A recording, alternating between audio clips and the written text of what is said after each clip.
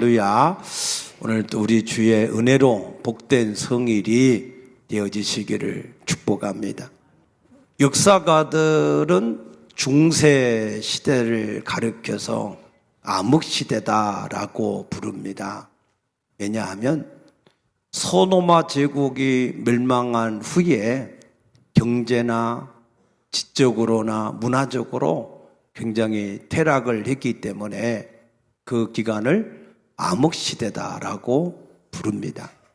그런데 그 이면에 나타난 그 이면에 영적인 암흑시대가 있었습니다. 로마 가톨릭 교회가 AD 590년에서부터 AD 1517년 마틴 루터가 종교 개혁을 하기까지 약 1000년 동안에 굉장히 많은 부패가 교회에 가득했습니다. 그 대표적인 것이 면죄부를 판매하는 것으로 나타났습니다. 당시에 레오 10세 이 교황은 굉장히 사치성이 많아가지고 교회 금고를 굉장히 바닥을 냈고 거기에다가 또 크고 아름다운 성전을 짓고 싶은 욕심이 있어서 그래서 이 당시에 대주교였던 알프레드하고 합의를 해서 성전을 지을 수 있는 돈을 모으는 방법으로 면죄부를 판매하게 되었습니다. 이 판매는 도미니코 이 수도회의 이 테첼이라고 하는 신부를 통해서 이 판매를 했는데 이 테첼은 이 면죄부를 홍보하기를 어떻게 홍보했느냐? 금화가 면죄부 헌금통에 땡그랑 하고 소리가 나는 순간 그 사람의 모든 죄는 사함을 받고 또 그 사람의 가족 중에 연옥에 가 있는 그런 사람이 있으면 연옥에서 천국으로 올라간다. 그런데 이것을 교황 레오 10세가 면죄부 명령서에 친히 기록을 했기 때문에 이것은 사실이다라고 홍보를 했습니다. 그런데 그렇게 홍보를 했던 테첼은 이 마틴 루터의 이 개혁 운동이 거세게 일어남으로 인해서 교황청이 한 발 물러났어요. 면죄부가 꼭 모든 사람의 죄를 다 사해주는 것은 아니다라고 한 발 뒤로 물러나니까 면죄부를 판매한 사람에 대한 책임을 이 테첼에게 지워서 태형을 가해서 그가 나중에는 수도원에서 조용하게 죽음을 맞이했습니다. 그런데 중요한 것은 이 면죄부 사건 때문에 마틴 루터가 종교 개혁을 하는 그런 동기부여가 됐다는 거예요. 당시에 이 마틴 루터는 사람의 죄인이 어떻게 의에 이르는가, 의롭게 어떻게 될 수 있는가에 대한 고민이 많았습니다. 그래서 많은 고행도, 무릎으로 계단을 기어 오르는 그런 고행도 많이 했었습니다. 그러다가 신학생들을 가르치기 위해서 로마서를 정독할 때, 그래서 우리가 성경을 다독하는 것도 중요하지만 정독도 중요합니다. 정독, 성경을 자세하게 정확하게 읽는 것도 중요해요. 그래서 이 마틴 루터가 로마서를 읽을 때 로마서 1장 17절 말씀, 그 말씀을 통해서 복음에는 하나님의 의가 나타나서 우리 인간의 의가 아니라 하나님의 의가 나타나서 그것을 믿는 사람을 의롭게 하신다. 믿습니까? 예. 저도 이 복음을 깨닫기 위해서 40일 금식하고 보호식을 할 때 그때 요한복음 1장을 읽을 때 요한복음 1장 12절에 영접하는 자, 곧 그 이름을 믿는 자들에게는 하나님의 자녀가 되는 권세를 주셨다. 아, 그렇구나. 믿는다는 것이 영접을 하는 것을 말하는구나. 있습니까? 예수님을 하나의 대상으로 알고 거기에 대한 지식을 갖는 게 믿음이 아니고, 부활하셔서 성령으로 나를 찾아오신 그 예수님을 영접하는 것이 곧 믿는 것이고, 그 사람이 곧 하나님의 자녀가 되는 구원을 주시는구나 하는 것을 깨닫게 되었던 것처럼, 이 마틴 루터도 로마서 1장 17절을 읽으면서 의롭게 되는 것을 깨닫게 된 겁니다. 그래서 그때 당시에 비덴베르크 성당 정문에다가 95개 조항을 반박문을 써냈습니다. 왜냐하면 복음을 연구하고 성경을 연구할수록 그때 당시에 교회의 교리가 잘못되었다는 것을 알게 되어졌기 때문에, 그래서 그러한 반박문을 내걸고 종교개혁을 시작했던 겁니다. 거기에 대해서 교황 측에서도 이 마틴 루터의 반박문이 잘못된 것이다 라고 또 반박문을 내고, 그러면 또 마틴 루터도 거기에 대한 또 반박문을 내고, 이렇게 계속해서 논쟁이 될 때 당시에 교황과 황제와 이 추기경이 합심해 가지고 이 마틴 루터를 죽여야 되겠다. 그래서 그를 종교 재판을 한다는 명분으로 보름스라고 하는 것으로 불러서 종교 재판을 했습니다. 거기에서 정죄받으면 바로 이 화형을 시켜서 죽이는 그러한 법을 그들이 그 당시에 가지고 있었습니다. 그래서 이 마틴 루터에게 회유를 하려고 95개 조항이 잘못됐다고 하는 것을 인정해라. 그러면 내 모든 죄를 없는 것으로 해서 용서해 주겠다. 그렇게 회유를 했습니다. 그때 마틴 루터는 만약에 내가 쓴 95개 조항이 성경적으로 잘못된 것이라고 증명을 하면 내가 인정하겠다. 그런데 그들은 그 마틴 루터의 반박문을 성경적으로 잘못됐다라고 하는 것을 증명을 하지 못했습니다. 아무튼 이 마틴 루터는 거기에서 다행히 이 프레데릭 백작의 도움을 통해서 위기 가운데 이제 빠져나와서 나중에 독일어로 성경을 번역했는데, 그때 당시에 이 마틴 루터의 종교 개혁이 온 독일과 유럽에 빨리 이렇게 퍼져나갈 수 있는 그러한 이 배경이 뭐였느냐면은, 그때 당시에 쿠텐베르크라고 하는 사람이 인쇄술, 이동하면서 할 수 있는 이런 인쇄술을 개발을 해가지고 그 덕분에 독일과 온 유럽에 그 마틴 루터의 종교 개혁의 이 메시지들이 전달이 된 겁니다. 그런데 오늘 제가 여기에서 드리고 싶은 한 가지는, 자, 마틴 루터가 세운 공로, 그 공로는 이신득이, 우리가 행위로 말미암지 않고 믿음으로 의롭게 된다라고 하는 이 신앙을 세운 거, 이게 대단한 이 공로죠.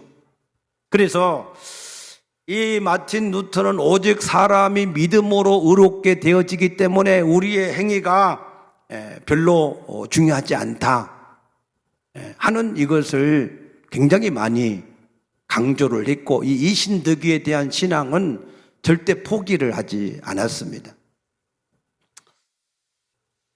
이 마틴 루터가 이것을 이 강조를 한 것은 마틴 루터 자기를 경험 삼아 볼 때, 이 믿음으로 의롭게 되어지는 이 은혜를 받게 되어지면 그러면은 그들의 삶도 바뀌어진다, 거룩하게 바뀌어진다라고 알았던 거예요. 왜? 자기가 그랬으니까. 그러면은 마틴 루터는 의에 이르는 것이 어떻게 해야 의에 이룰 수 있는가, 거기에 대한 고민이 많았어요. 고행도 많이 하고. 그러다가 그 진리를 발견하게 됨으로 인해서 너무 감사해서, 그래서 하나님의 말씀을 더욱더 지켜 행하려고 하는 그런 삶을 살게 되었습니다. 그런데 일반 대중의 사람들은 의에 이르는 그러한 고민이 별로 없어요. 그런데 어떤 행위가 아니라 믿음으로 의롭게 된다라고 하니까 너무 쉽게 의를 얻은 거예요. 너무 쉽게. 마치 어떤 사람이 돈을 벌 때 굉장히 힘들고 어렵게 돈을 벌었어요. 그런 사람은 돈이 많아도 돈을 함부로 쓰지 않죠. 힘들고 어렵게 번 걸 아니까. 그런데 어떤 사람이 졸지에 졸부같이 갑자기 그냥 돈을 쉽게 벌었어. 그런 사람들은 쉽게 돈을 허랑방탕하게 쓸 수밖에 없는 것과 같은 것이지요.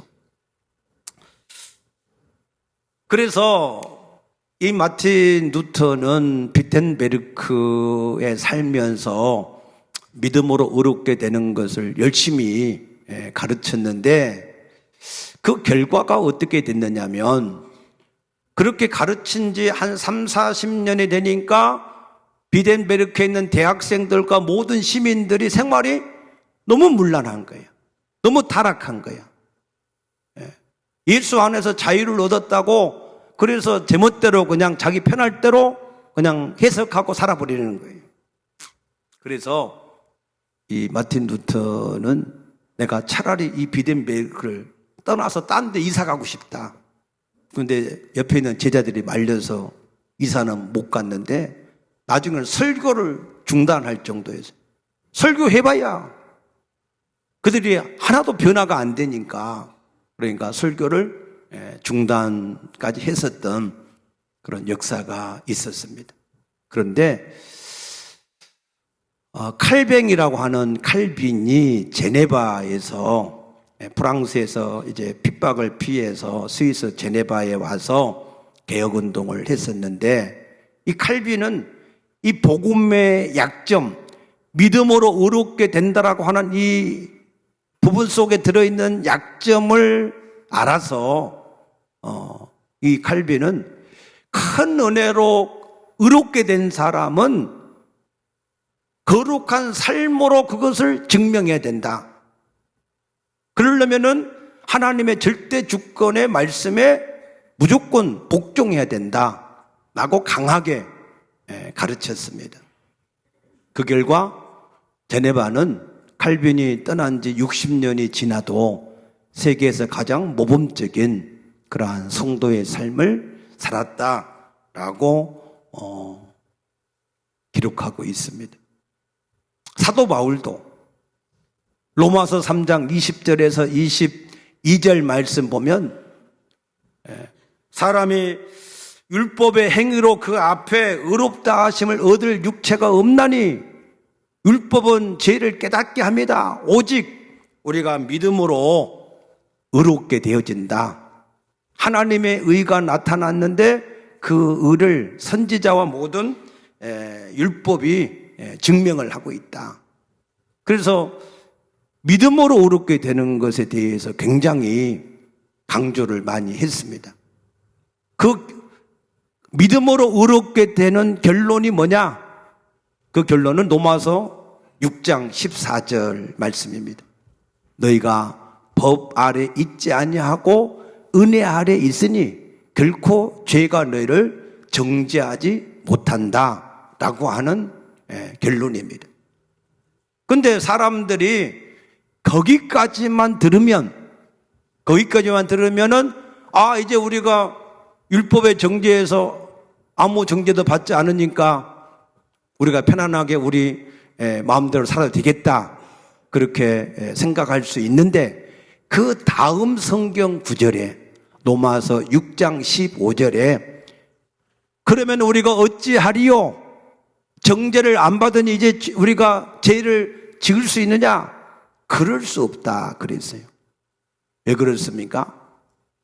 우리 스스로는 아무리 힘쓰고 애써도 의에 이를 수 없는데 하나님이 그 아들에게 우리의 모든 죄를 다 담당을 시켜서 우리를 의롭게 하셨으니 우리가 그 하나님을 더 사랑해서 그 하나님이 기뻐하시는 그 계명들을 힘써 지키는 것이 그것이 당연하다. 아멘입니까? 그래서 더 믿음으로 의롭게 얻음을 얻은 사람은 은혜로 얻었으니 더 힘쓰고 있어서 하나님의 계명을 지켜야 되는 것이 그것이 하나님이 우리에게 주신 은혜에 보답하는 일이다 라고 예수님도 우리에게 말씀을 하셨습니다. 영국은 18세기에 산업혁명이 일어났습니다. 기술의 발달과 기계의 발명 이런 걸 통해서 산업혁명이 가장 먼저 일어났는데 그때 영국에서는 공동경작지가 전부 다 폐쇄가 되면서 쫓겨난 노동자들이 대거 도시로 이렇게 이동을 해서 도시가 사람들로 가득 찼습니다. 영국의 역사가인 존 풀럼은 그때 당시를 이렇게 묘사했습니다. 창고에 사람들만 사는 것이 아니라 그들의 짐승도 함께 산다 그랬고 또 맨체스터 시에서는 한 방에 보통 10명 이상이 사는 것이 보통이다 그랬고 또 급격한 사회 변화로 인해서 자살하는 사람들이 너무 많다라고 이렇게 그 시대를 묘사를 했습니다. 그런데 그때 당시에 영국에서는 어떤 일들이 있었느냐면은 존 웨슬레라고 하는 이 목사님이 메서디스트 운동을 펼쳤습니다. 이 메서디스트라고 하는 건 뭐냐면은 방법, 규칙에 있어서 집착하는 사람들, 방법과 규칙을 지키는데 집착하는 사람들이라고 하는 이름의 뜻을 말합니다. 그래서 이 웨슬레 목사님은 그때 당시에 하나님이 성경에서 말하는 강조를 하는 그런 것들, 예배, 말씀, 기도, 성찬, 구제, 금식 이런 것들에 과다할 만큼 집착해서 그런 규범적인 삶을 살도록 강요를 했습니다. 그 결과 영국은 그 무질서한 타락한 세상이 점차 그들의 어떤 규칙적인 그러한 삶의 영향 때문에 그래서 그들이 혁명을 피를 흘리지 않는 무혈혁명을 통해서 영국이 새롭게 되는 그러한 결과를 얻었다 그랬습니다. 그런데 지금 300년이 지난 지금 영국은 어떠할까요? 지금 영국 사회는 교회가 수수방관하는 틈을 타서 성혁명이라고 하는 법률들을 다 통과시켜 버렸습니다. 그래서 지금은 돌이킬 수 없는 지경에 이르게 된 겁니다. 고풍스러웠던 교회 건물들이 전부 다 클럽이나 술집으로 바뀌어 가고 있다라고 하는 소식을 우리는 이미 뉴스를 통해서 다 들었습니다. 그래서 영국에서 반동성애 활동을 벌이고 있는 안드레아 윌리엄스라고 하는 변호사는 우리에게 이렇게 경고합니다. 그 사람이 한국의 국민일보하고 인터뷰를 했는데 한국은 절대 영국을 닮으면 안 된다라고 경고를 하고 있습니다. 여러분, 우리가 그리스도 안에서 자유를 얻었습니다. 그 자유는 방종을 하라고 주신 자유가 아니고 더 온전하라고 주신 자유인 것을 믿으시기 바랍니다. 우리가 행위로 말미암지 않고 은혜로 믿음으로 의롭게 되었으면 더 하나님을 가까이 하고 더 하나님 앞에 철저하게 하나님의 말씀대로 순종해서 살려고 해야, 그래야 그 믿음으로 자유케 하는 것이 복이 되는 것이지, 그걸 가지고 믿음으로 구원 얻었으니 내가 아무렇게 살아도 죄를 지어도 오늘 뭐 한 번 주일 받는다고 뭐 내가 구원을 못 받겠냐, 내가 하나님 것 좀 떼먹었다고 구원을 못 받겠냐, 그런 마음을 가지고 그렇게 신앙생활 하면 안 된다는 거예요. 아멘입니까? 그래서 미국 조지 바나라고 하는 사람은 더 바나 그룹이라고 하는 이 단체를 설립했는데, 이거는 뭐냐면 시장을 조사하고 여론을 조사하는 이 미디어 마케팅을 하는 전문 업체인데, 그 전문 업체에서 여론조사를 했습니다.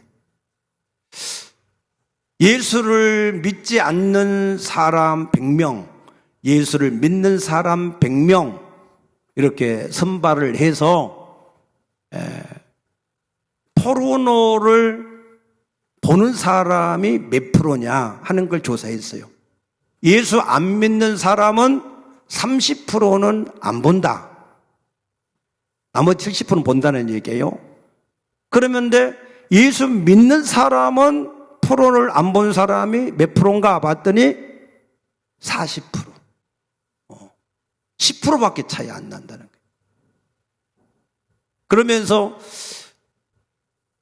예수 믿는 사람이 거룩한 영향을 끼치려고 그러면 최소한 40%는 차이가 나야, 그래야 영향력을 끼칠 수 있다는 거예요. 예수 안 믿는 사람들이 포르노를 30% 본다고 안 본다고 하면 예수 믿는 사람들은 70%는 안 봐야, 그래야 그 사회를 건전한 사회로 이끌 수 있는 영향력이 된다는 겁니다. 그런데 몇 프로밖에 안 된다고요?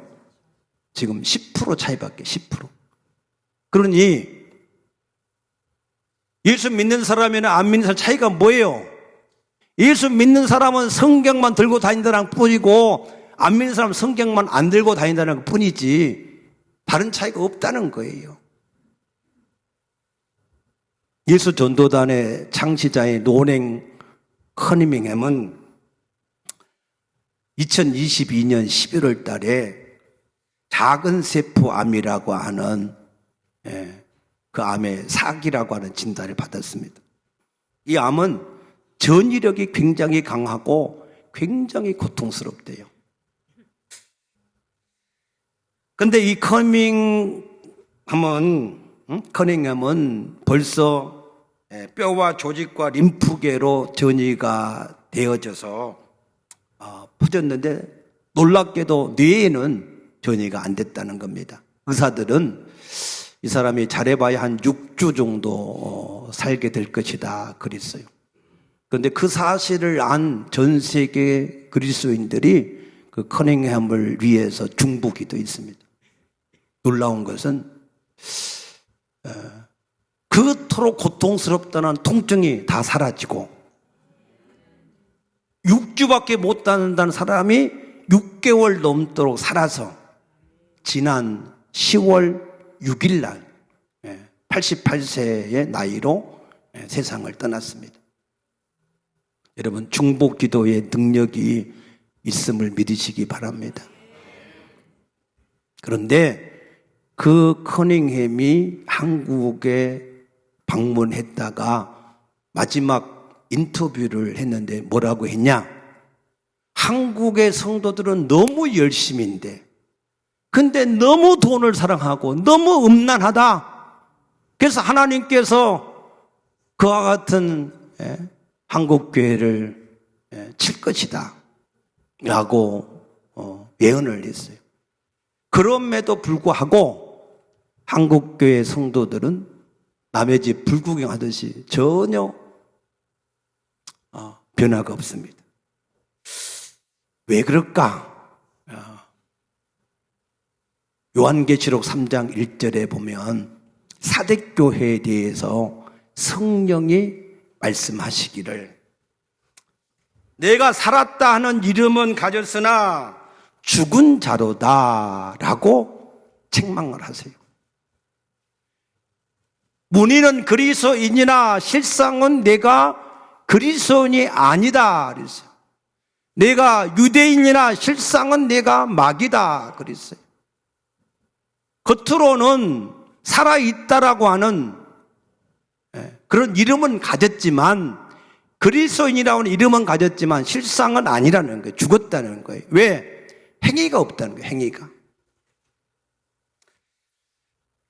행위에 대해서 우리가 야고보서 2장 15절 16절 보면 내 형제나 자매가 혹시 헐벗고 굶주렸는데 근데 배부르라 따뜻해라 그렇게 말만 하고 그 몸에 쓸 것을 안 주는 것 그게 무슨 유익이 있겠냐 라고 말씀하시는 거예요. 우리가 마태복음 7장 21절에 주여 주여 하면서 그 뜻대로 행하지 않는다면 그러면은 무슨 구원을 얻겠느냐라고 하는 말씀과 같은 것입니다. 우리는 착각을 해요. 착각. 요한계시록 3장 17절에 보면은 라오디게아 사람들처럼 이 라오디게아 사람들은 나는 부유하여 부족한 것이 없다. 내가 예수 믿고 건강하고 부자가 되었으니 나는 예수를 잘 믿는 사람이다. 착각한다는 거예요. 목사들도 교회에 성도를 많이 모았으니 내가 이제 목회에 성공했다. 그렇게 착각한다는 거예요. 그런데 주님은 한 번도 양을 가지고 우리를 책망한 적이 없어요. 왜? 양은 중요하지 않아요.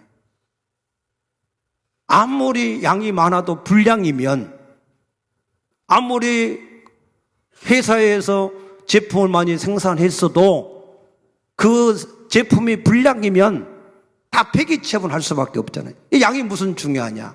질이 중요하다는 거예요. 질. 우리의 신앙이 하나님이 보시기에 질적으로 성공한 신앙이 되시기를 축복합니다. 예수님은요 우리에게 완전한 복음을 주셨어요. 완전한 복음. 우리 죄를 위해서는 그 아들 예수를 주어서 단번에 영원히 우리 죄를 해결하셨고 믿습니까? 그러므로 그 예수 안에 있는 사람에는 결코 정죄하게 없는 거고 예수 안에 있는 우리가 또 연약할까 봐 성령을 우리에게 영원토록 함께 있게 하셨고 그러므로 우리는 부족함이 있을 수가 없어요. 예수 그리스도의 복음은 완전한 것을 믿으시기 바랍니다. 그래서 예수님은 우리에게 처음부터 이렇게 오늘 본문에 말씀하신 거예요. 19절 그러므로 너희는 가서 모든 민족을 제자로 삼아 제자를 삼으라는 거예요. 그럼 누가 제자냐? 아버지와 아들과 성령의 이름으로 세례를 베풀고 그랬어요. 세례를 받은 사람 그 사람이 진짜 제자다는 거예요. 믿습니까? 세례 다 받으셨지요? 제자가 됐습니까? 세례가 뭐냐? 세례는 로마서 6장 4절에 첫 번째는 예수와 함께 죽는 거다. 죽는 거. 죽는 게 뭐냐? 예수는 역사적으로 사실적으로 이 땅에 오셔서 십자가에 죽으셨습니다. 우리는 그 예수의 죽음에 믿음으로 연합하는 거예요.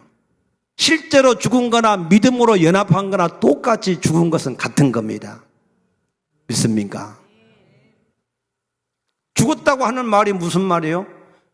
나를 위해서 사는 것이 더 이상 없다는 거예요. 아멘입니까? 원희룡 장관이 제주지사로 있을 때 일입니다. 제주도의회에서 조례를 만들어서 제주지사는 제주도민을 대신하는 제관, 제주가 되어서 저 한라산 산신령한테 제사를 지내야 된다. 법으로 만든 법으로. 제주지사는 그 법을 안 지키면은 불법을 행하는 자이기 때문에 탄핵을 받아요. 근데 제주지사로 이게 취임을 하니까 산신령한테 제사를 지내라고 요구가 들어온 겁니다. 근데 자기 아버지가 장로예요, 장로.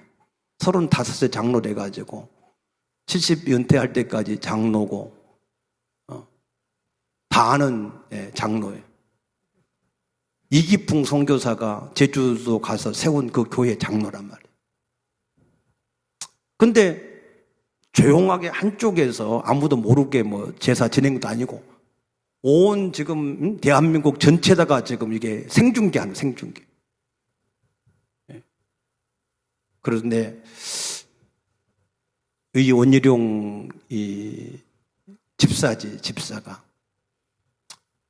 아버지가 나한테 물려준 유산은 돈이 아니라 하나님의 십계명을 지키라고 하는 믿음의 유산을 물려주셨는데,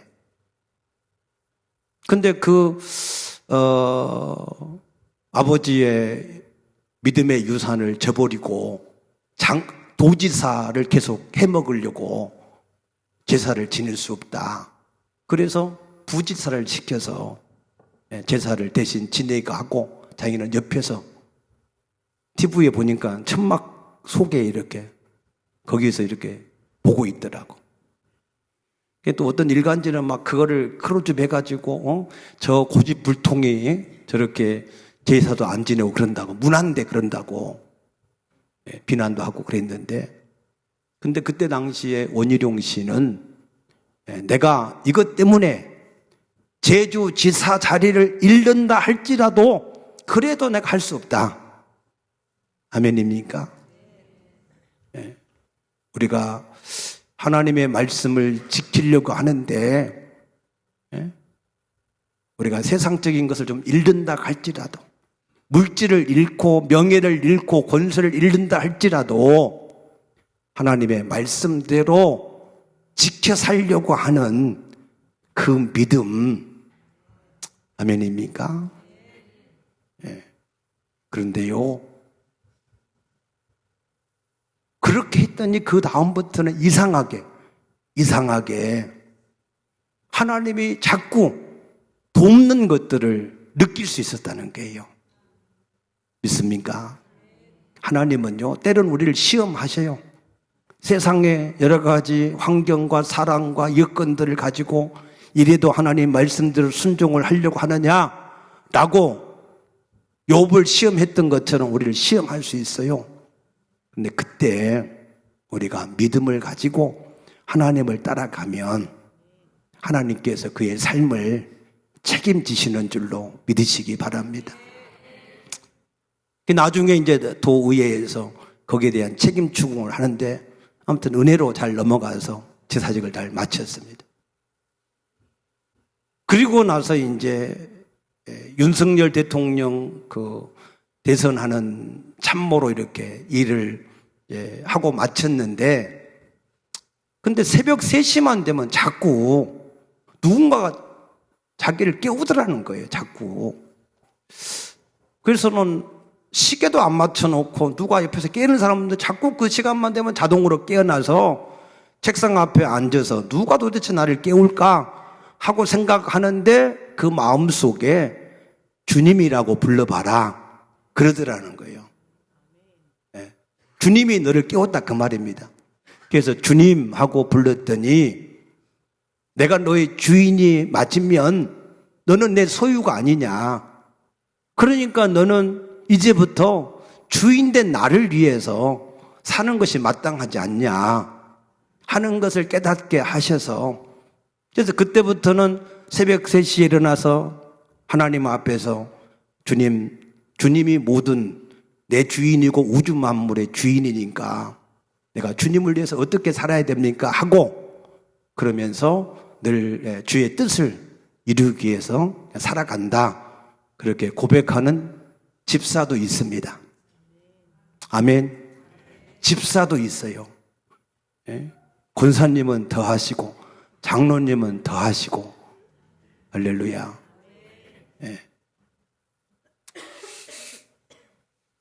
그런데 우리가 이 주님을 위해서 산다라고 하는 것에 대해서 사람들 오해가 있어요. 오해. 주님을 위해서, 주의 뜻을 위해서 살 때 우리는 또다시 자기가 열심히 해서 뭔가를 사는 것처럼 오해하세요.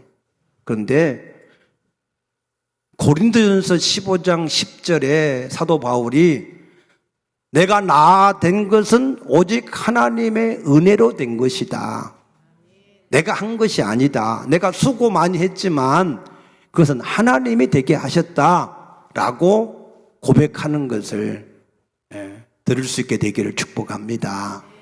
아까도 말했지만 우리 죄를 위해서는 아들을 주셨고, 우리 연약함을 위해서는 성령으로 함께 하시고, 그러므로 우리는 성령을 시시때때로 의지해서 사셔야 됩니다.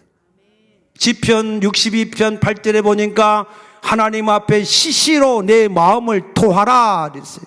하나님 앞에 우리의 연약함을 토하고, 주여 나는 못합니다, 나는 안 됩니다. 그러나 주님은 하실 수 있습니다. 나를 붙들어서 하게 하시옵소서 하고 순종하려고 하면 하나님은 그런 사람에게 은혜와 능력으로 지금도 역사하셔서 이루게 하실 줄로 믿으시기 바랍니다. 저 부산에 가면 수용료로 하는 교회가 있습니다.